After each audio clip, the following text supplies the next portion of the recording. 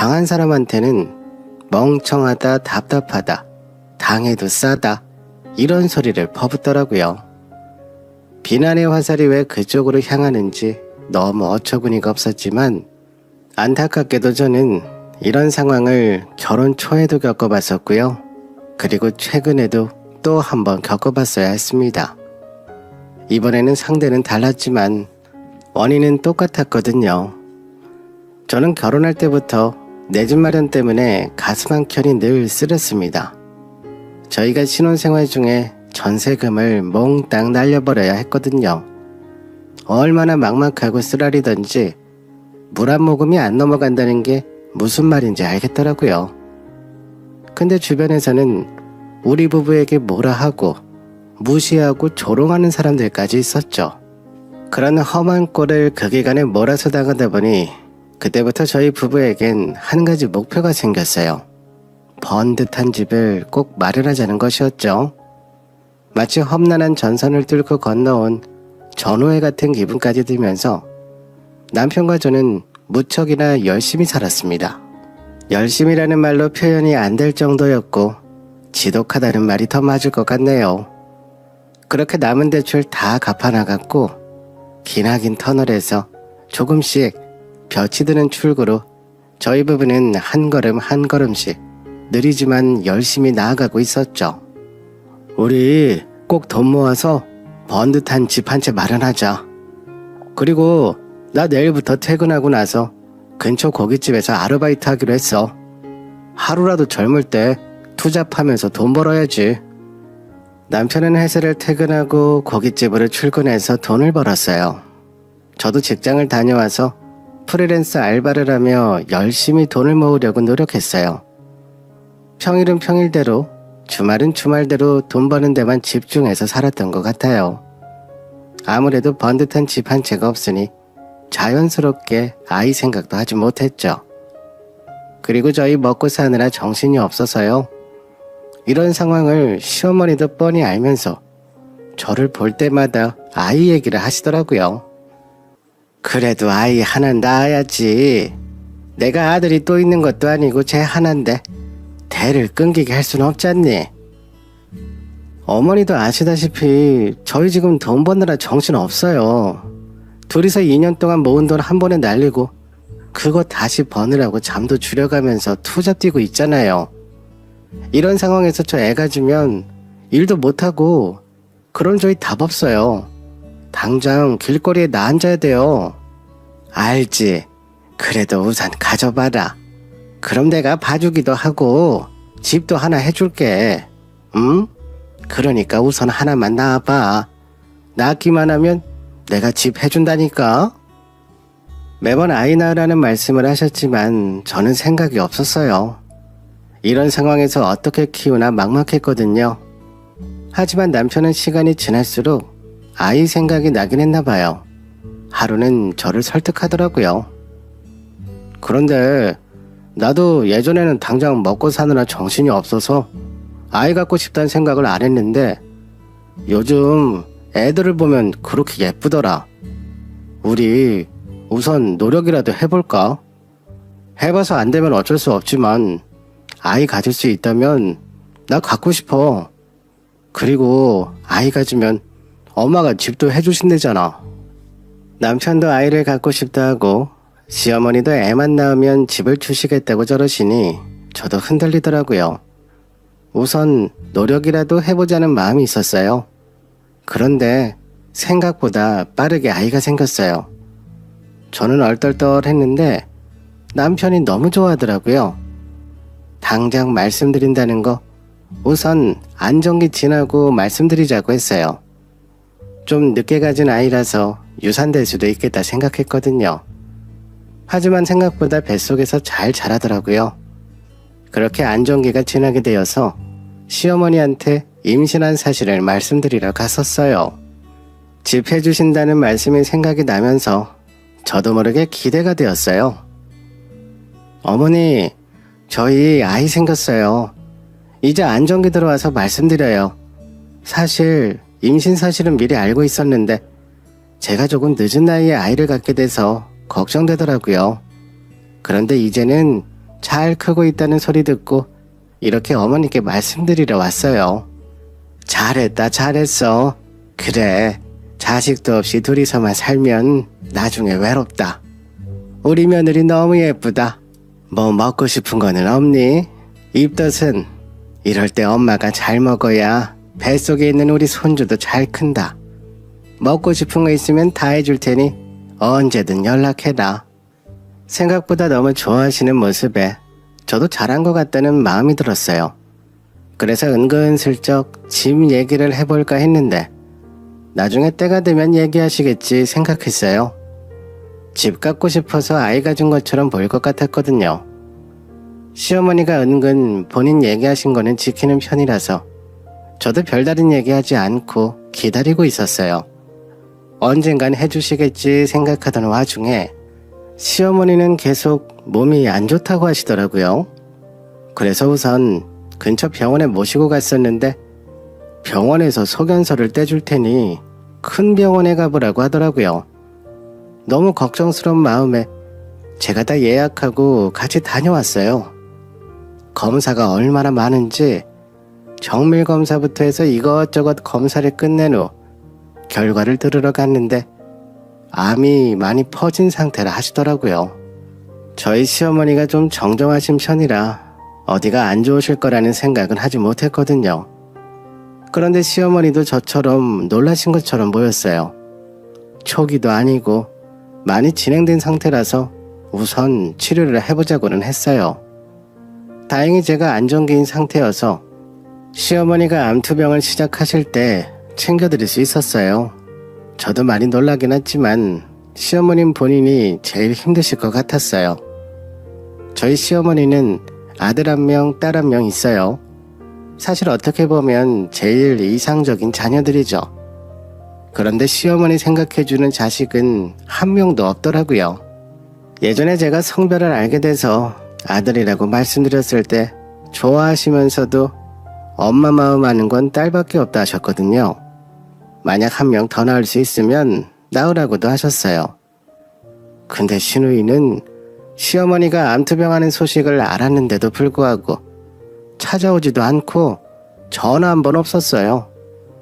며느리인 나도 이렇게 마음이 쓰이는데 어떻게 본인 엄마한테 그럴 수 있을까 생각이 들었어요.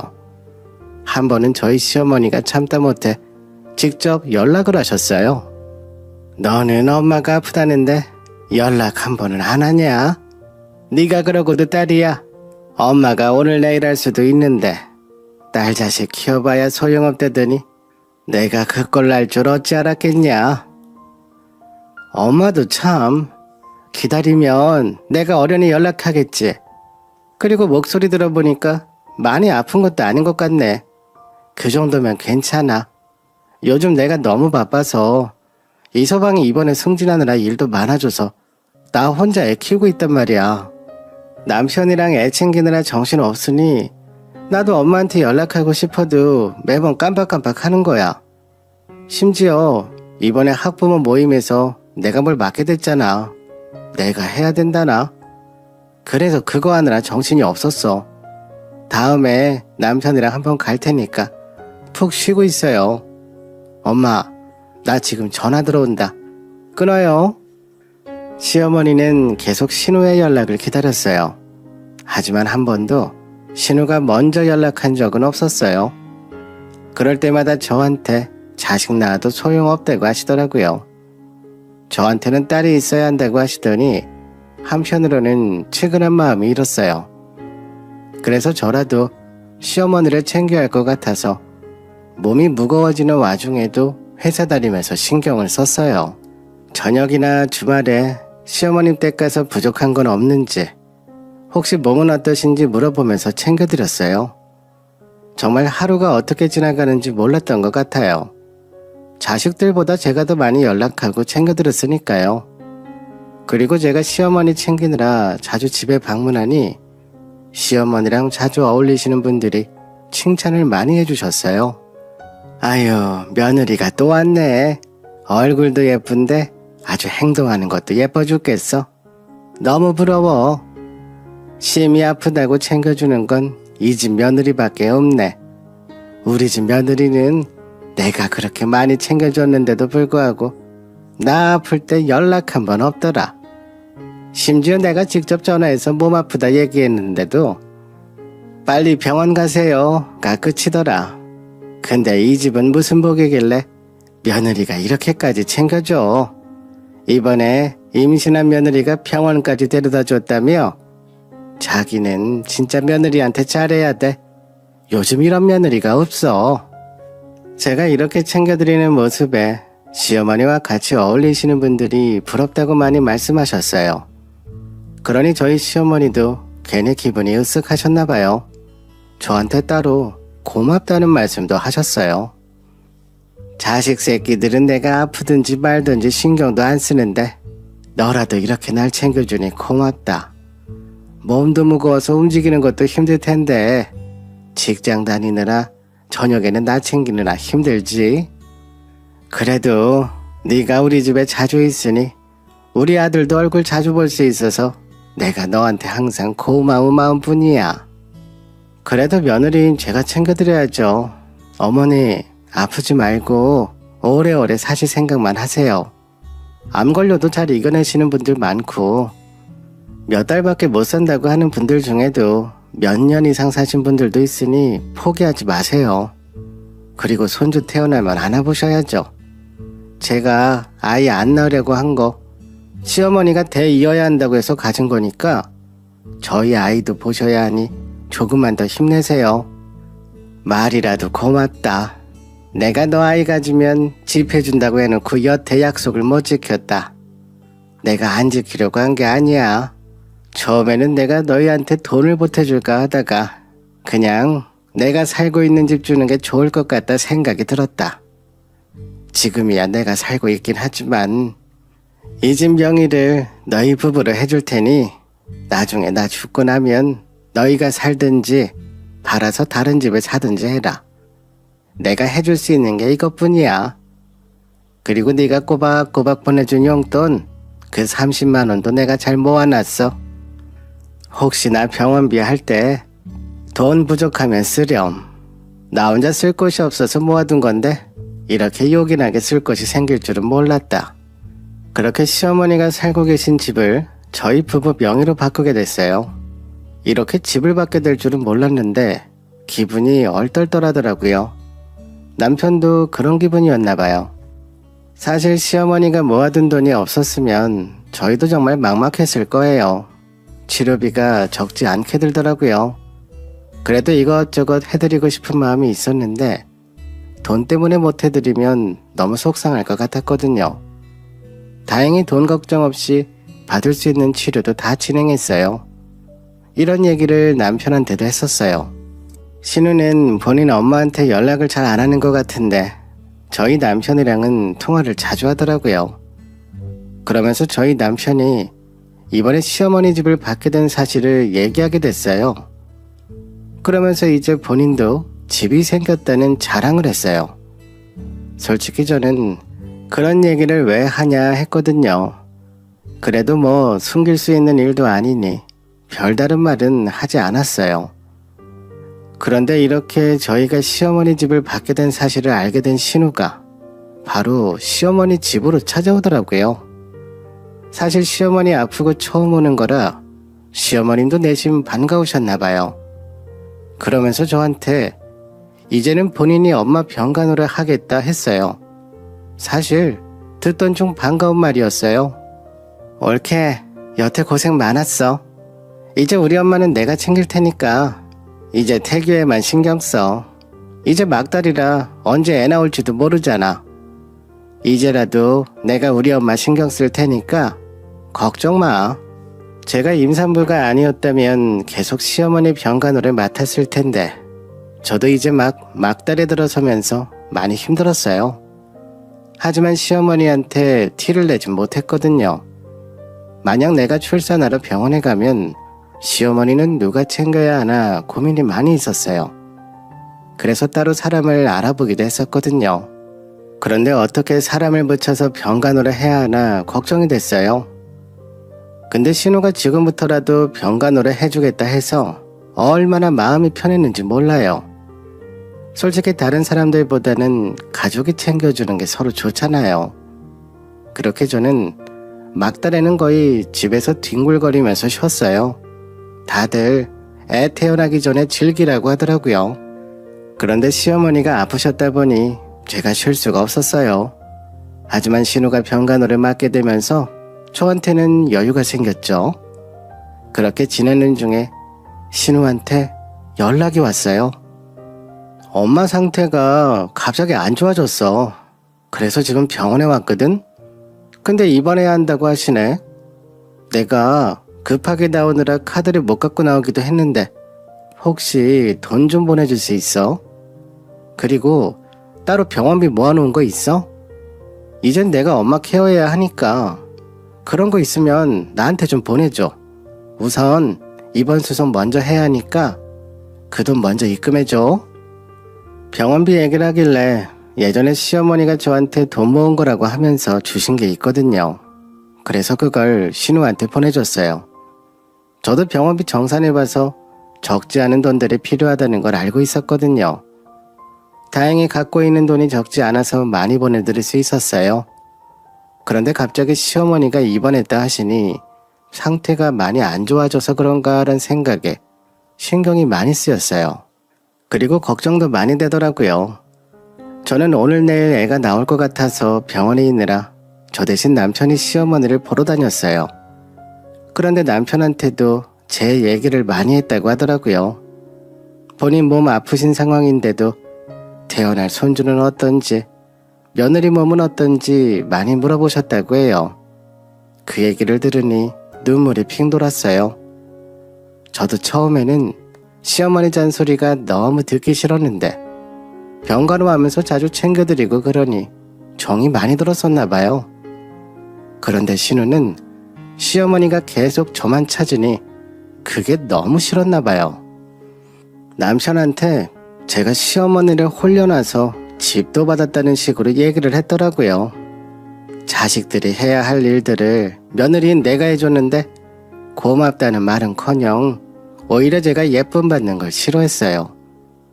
그렇게 시어머니가 병원에 입원해서 암투병을 하는 사이 저는 출산을 했어요. 제가 아이를 낳은 후 딱 일주일 뒤에 저희 시어머니가 돌아가셨어요. 며칠 전까지만 해도 컨디션이 좋다 하셨거든요.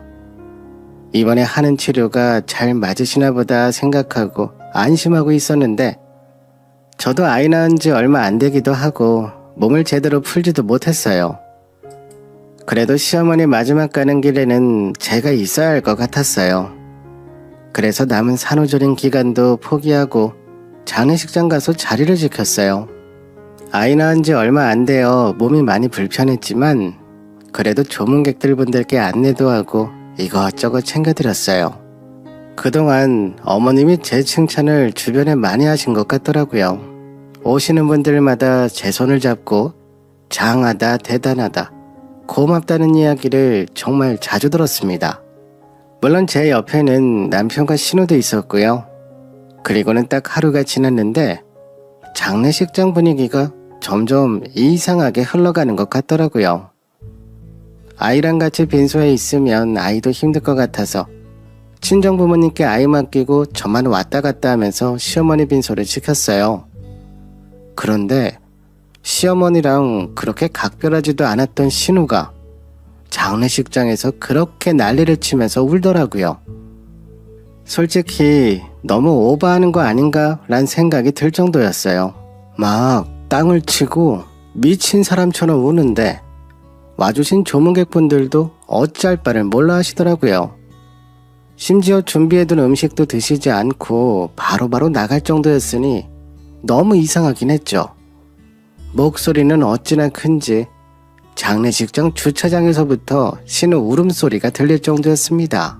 근데 장례식 할 때 자식들이 그렇게 우는 게 안 좋다 들어서 신우를 좀 진정시키는 게 어떠냐고 제가 남편에게 이야기도 해봤지만 남편도 눈이 뻘개서 같이 울려고 하고 있으니 저야 중간에서 이러지도 못하고 가만히 있어야 했죠. 근데 시간이 갈수록 좀 자기적이라는 마음이 들었어요. 조문객이 없을 때는 안 울고 조문객들이 조금씩 많아지거나 하면 갑자기 대성통곡을 하는 등의 행동을 했거든요. 그리고 특히 저희 남편이 오면 그렇게 슬픈 척을 했어요. 저희 남편은 옷을 잡아 당기면서 시어머니를 찾았어요. 엄마를 따라가겠다, 이렇게는 못 보낸다 하면서, 아니 그럴 거면 진작에 좀 자주 찾아오던가. 내가 그동안 신우가 어찌했는지 뻔히 다 아는데 슬프기는커녕 기가 막히기만 했습니다. 그럴 때마다 남편은 본인 누나가 너무 안타까웠나 봐요. 시어머니 병상에 계실 때 어떻게 행동했는지 뻔히 봤으면서도 누나가 하는 말은 곧이곧대로 듣더라고요. 장례식에 사람들이 많아서 이렇게 행동하는 줄 알았는데 그게 아니더라고요. 장례식장에서 보였던 이상한 행동은 납골당에서도 계속됐어요. 사실 시어머니 돌아가신 후 장례식장이나 납골당 등 저희 남편이 혼자 다 알아봤거든요. 저는 산후조리 하느라 정신이 없었고 신우는 관심이 없어서 저희 남편이 다 챙겼는데 갑자기 왜 이렇게 먼 납골당에 모시냐고 난리를 치더라고요. 그렇게 신우가 난리를 치는 바람에 이후 과정은 진행하지도 못했어요. 한 2시간 동안 신우가 울고 불고 하는 바람에 결국 저희는 어디에 안치하실지에 대해서 말도 못했어요. 그리고 겨우 어디에 안치될지에 대해 설명을 듣고 모실 곳을 정했어요. 그것도 정말 많은 시간이 걸렸어요. 그런데 이상했던 부분이 로얄 자리가 있었음에도 불구하고 신우가 거기로 선택을 안 하고 조금 더 저렴한 곳으로 선택하더라고요. 사실 로얄 자리는 대기도 많고 없어서 못 가는 곳이라 들었는데 그래서 돈을 좀 더 쓰더라도 로얄로 하는 게 좋겠다 생각했는데 그건 신우가 말리더라고요. 그렇게 모실 곳을 정하고 납골당을 나오니 저녁 7시가 넘었더라고요. 그렇게 서로 헤어져서 각자 집으로 갔어요. 그런데 가는 도중에 신우가 계속 전화를 하더라고요. 운전하는 남편한테 전화를 하니 결국 제가 운전대를 잡았어요. 내용을 들어보면 계속 엄마 못 보낸다며 우는 것이었어요. 그런데 남편은 계속 누나 어떡하냐고 걱정하더라고요. 사실 저는 신우의 행동이 가식적이라 느껴졌거든요. 그런데 그렇게 말하면 남편이랑 싸우게 될 것 같아서 별말은 하지 않았어요. 하지만 이상한 행동들이 눈에 보였어요. 솔직히 시어머니랑 신우가 사이가 좋았다면 이해라도 할 텐데 아프실 때는 들여다보지도 않았거든요. 하지만 저도 놓쳤던 아주 중요한 사실이 있었습니다. 신우가 너무 사람 정신을 다 빼놔서 제가 남편을 제대로 못 봤거든요.